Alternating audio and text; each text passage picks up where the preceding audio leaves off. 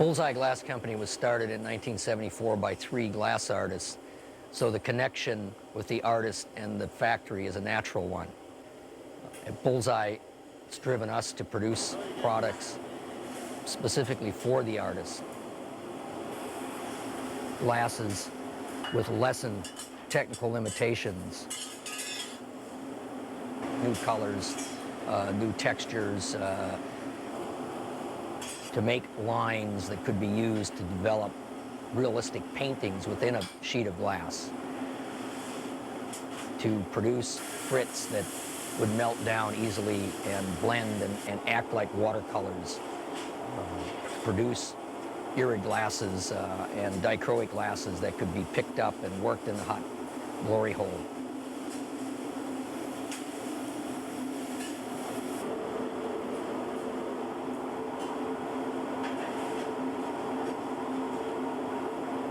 The connections challenge to us was to make new materials. The challenge now is to the artist to exploit those materials, to use imagination and creative process to produce new and exciting work.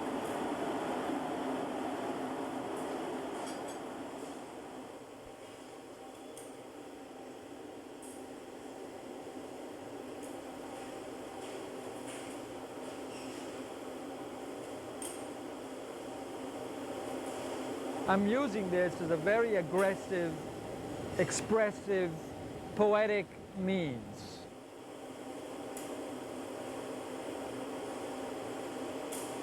I'm interested in doing something that is not decorative.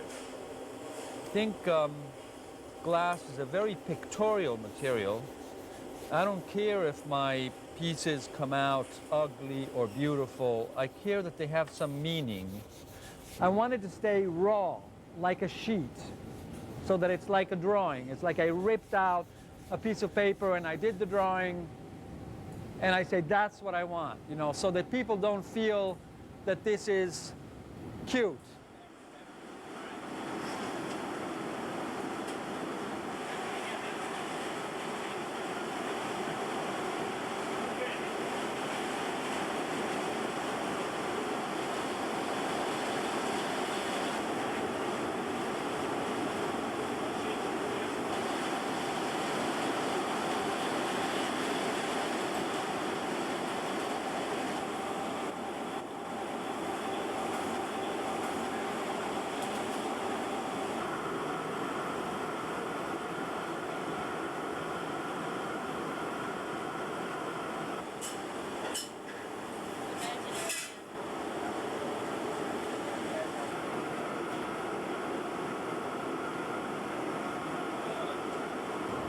Glass is fire, so it moves.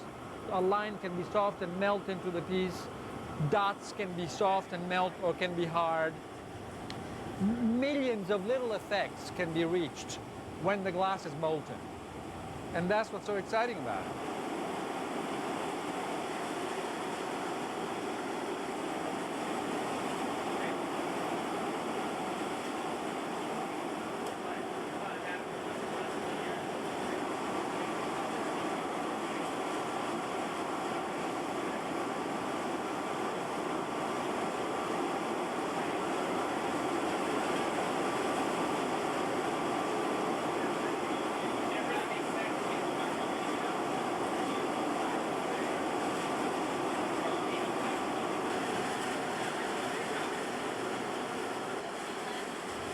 This making all these glasses compatible and fusing them together in all of these hundreds of ways is a totally new horizon in the making of glass.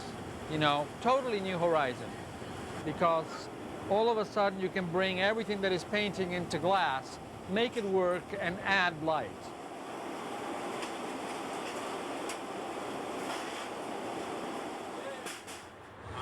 I would like to make pieces that every day somebody has that piece in their house, they wake up and they go, hiya. You know, they just makes their day, makes it a little bit better.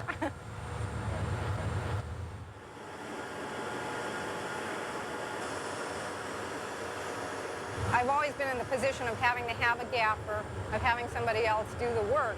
David's the glass blower, and I rely on his ability to do the right thing with the material. He's the technician, and a lot of times he gives me input, because if something's not working, he'll say, well, you know, maybe you should try this. And so that's good. I mean, that's the way you want to work in any situation. That's what I like about glass blowing, is you're always in a team. And that kind of energy is, you don't get that alone in the studio.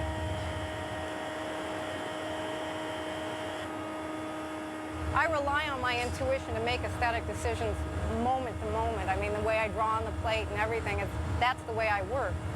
I think actually what I'm really interested in is communication. And since I don't always speak as well as I actually see pictures and I draw, I use that as a way to communicate, basically. And so what I have to communicate about is the way I see the world.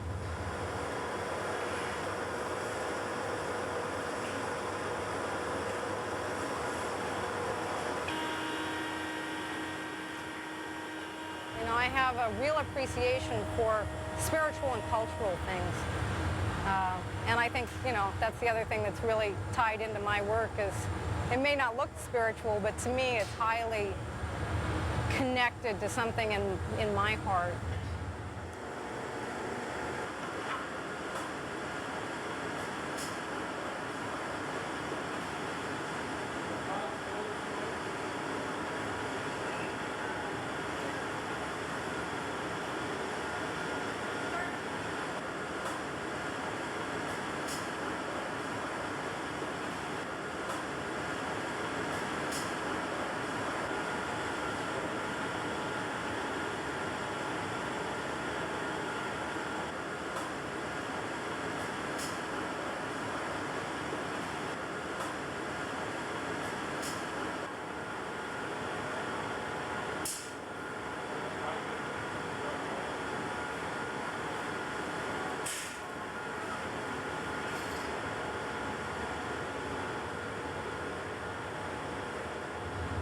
What I'm excited about with these pieces, I'm really sort of stripping down and dealing with form and color.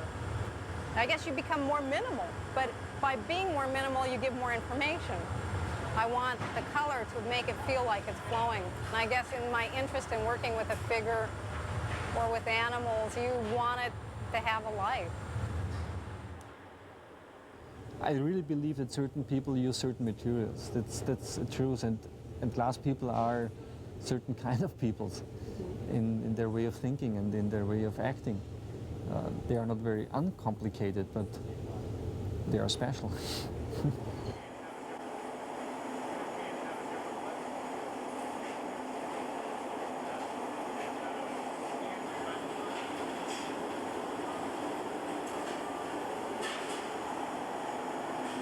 One of my problems and my advantages I have, the European education working with glass. The good about it is that I'm working with glass for 18 years now. I started with 16, 17 years old in a family company, but I didn't have the same creativity like you have it here in America at this age. And this was one of the reasons why I looked over the big pond, how we call it, to America, to combine my European skills with the American way of thinking about creativity and approaching to do a work.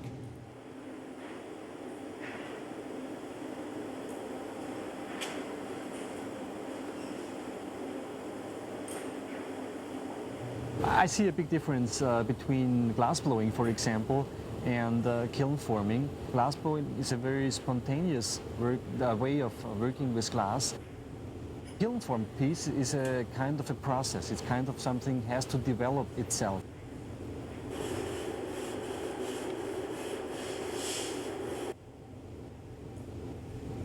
In kiln forming, you run through quite a lot of steps of work, from pre-finishing pieces, cutting pieces, grinding pieces, assembling them, and then ending up with a piece.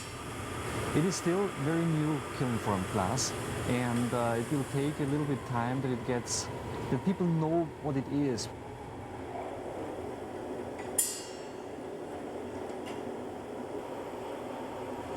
Thinking about my work and the pieces I do pieces where I want to have a theme in the piece. And I do as well pieces where I make the piece because I like the piece, because it's nice, it is very well done, it has a good finishing in the piece, it is a timeless piece, and it doesn't have to be absolutely what we call fine art. People look at pieces and they think, is it craftsman's work, is it artwork? I think it shouldn't really matter. The most important for me is what did this person create? It is something, when you look at the piece, you have a kind of a feeling. I probably wouldn't have been that good at working alone, like you think of the artist working alone in the studio. Just not my style. And I find this, my way of working really is with people. And I think that it's really the way that glass blowing is meant to be done.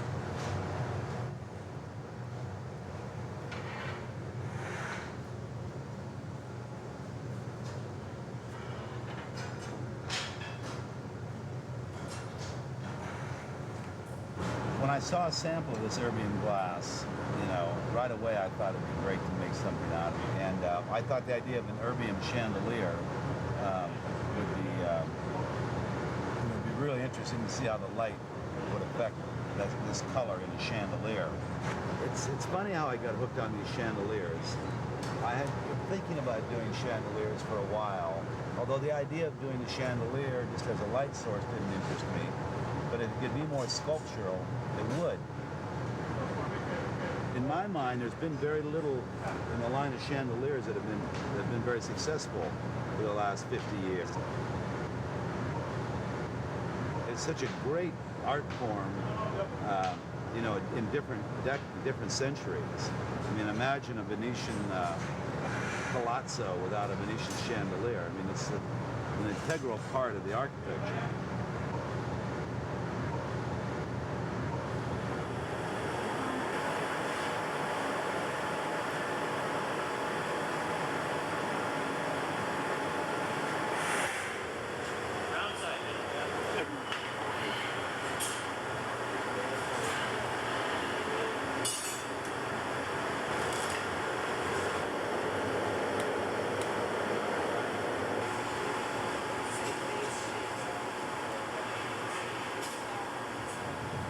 I started drawing a lot more after I quit blowing glass myself, which was after the accident in 1976. And sometimes I'll actually be drawing something different, just be drawing for the sake of drawing.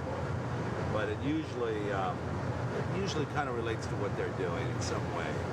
I think the drawings are very fluid, kind of like the glass blowing.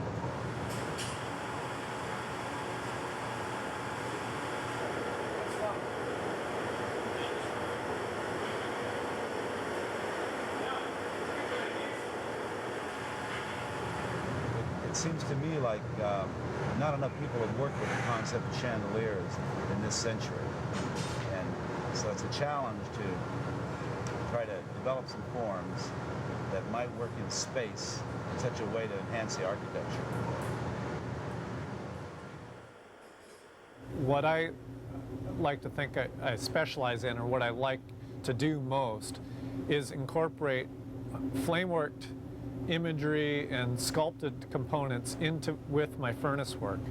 So I like to do that hybrid type of glass work where part of it is really intimate details and small things done on the torch, and then incorporate those with the furnace work that puts it in a larger scale context. I lean towards that area from doing beads originally, because the beads are like microcosm of art. They're a small little jewel-like thing that has a lot built into it.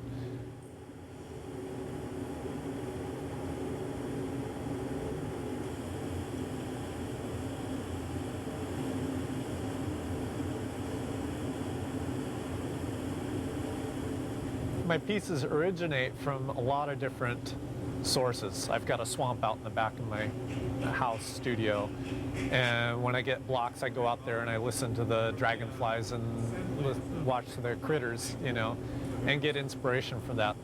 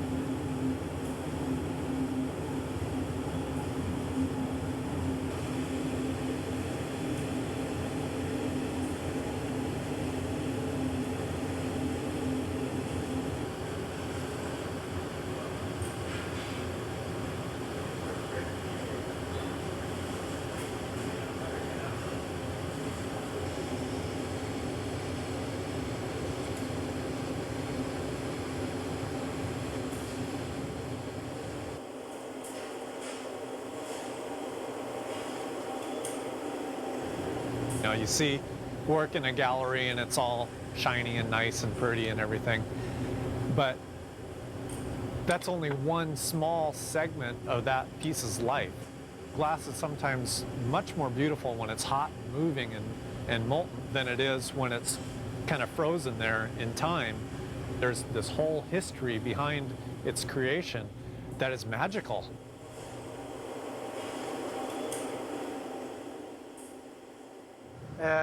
Dante is coming possibly in his aesthetics from a Italian feeling, the floating form. I'm a German. I'm more static. These two interests come so very well together. I must say I can't think of a better collaboration than between Dante and myself.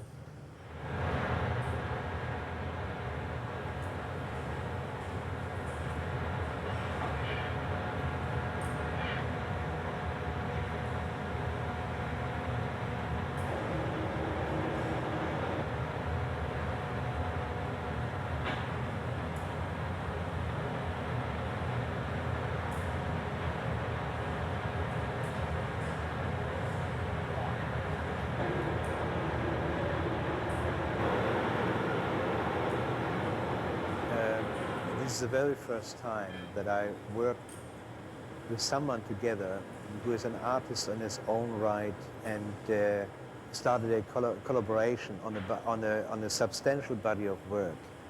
And I know exactly no one other than Dante and his team would have been able to complete this body of work with the necessary respect, to do an extraordinary effort.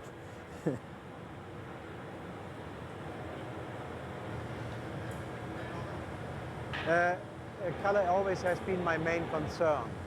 That is why I have kept the palette of forms very small. But what the glass blowing could achieve in this arrangement is that the construction, which is a very static thing, became floating, and it has achieved a lightness which I can't achieve with my fusing work. The execution is only possible with Dante's ability to form the glass to the design and to see that moment where something has to be stopped, to see where a neck has to be extended or to be cut back. And this is like dancing. It's this moment where you have to trust completely each other that the thing is going right. So it's for me, it's a great experience. I was talking with a collector in Chicago a year ago who is a major collector of paintings, and they're convinced that the glass movement is the impressionism of the 20th century, that this is going to be what is going to go down as the major contribution to the arts, to the visual arts from this time. So that'll be interesting to see if that holds true.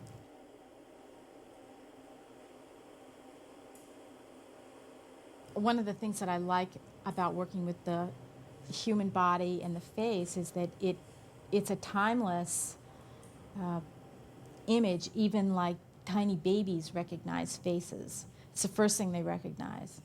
And we all see faces in everything. So even if it's, worn away, if there's any part of it left, and you can abstract it down to just the shape of the head, and we still say, oh, a head, it's like we want things to be human. I tend to do work that evolves in layers, so that there's this very obvious imagery that you see right away, that's hopefully very compelling and draws you in. So you're dealing with the entire space, not just the surface. The inside, the outside, and what would be the negative space on the interior of the physical space that the piece takes up.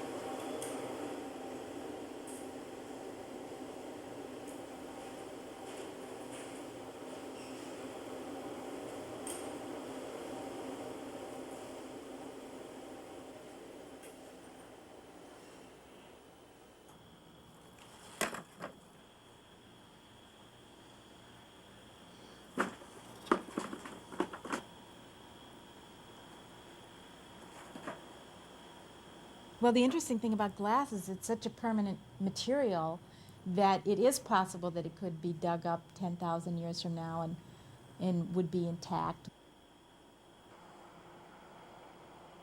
I think the idea that each culture makes something of themselves and it goes down through time and it's like a little window into how other people lived or that they cared.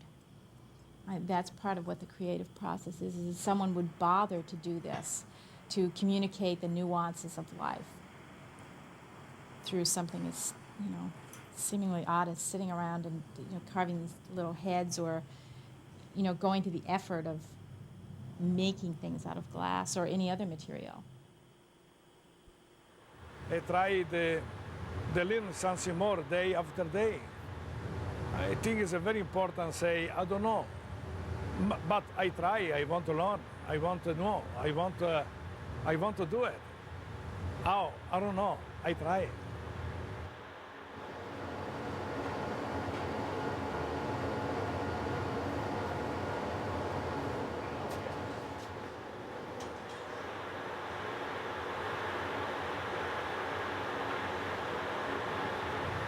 The school, for me, what it means, share with everybody what you know, what is possible doing, make experience, make everything is possible. And then teach the people do something, I think it's the best thing is possible doing.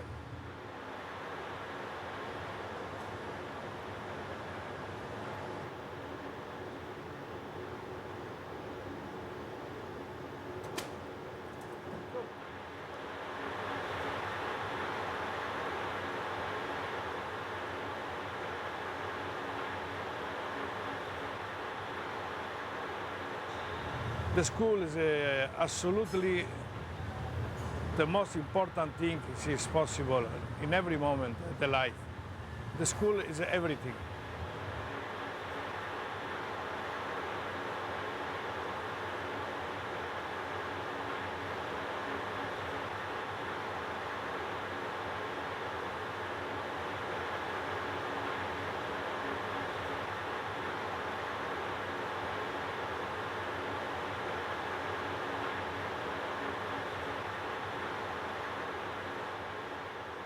I think the Dichroic glass is possible to give an incredible opportunity for the, like for painting, the new color, the new way for make different things in different way. I think it's absolutely amazing the opportunity give it this kind of color.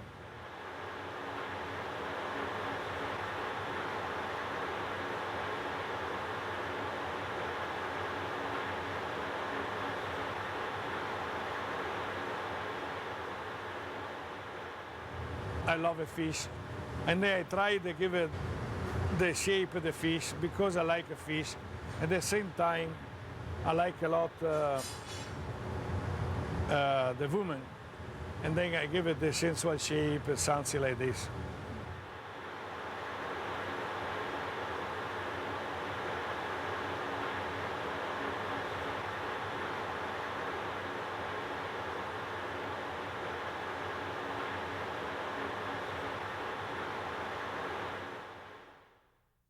The connections that brought the collaborations about that happened this summer I find very fascinating. And they range the extremes of Lino, who brings 600 years of glass knowledge, to Narcissus's technique, which is so recent it has no name, to my friend Henry Hillman, who operates a studio where much of this work was made and is a collector himself, to all the other collectors and galleries and benefactors of glass. And what you'll see in this show is the collection of work here is really a recording of all of those connections. And the one common thread is their love of glass.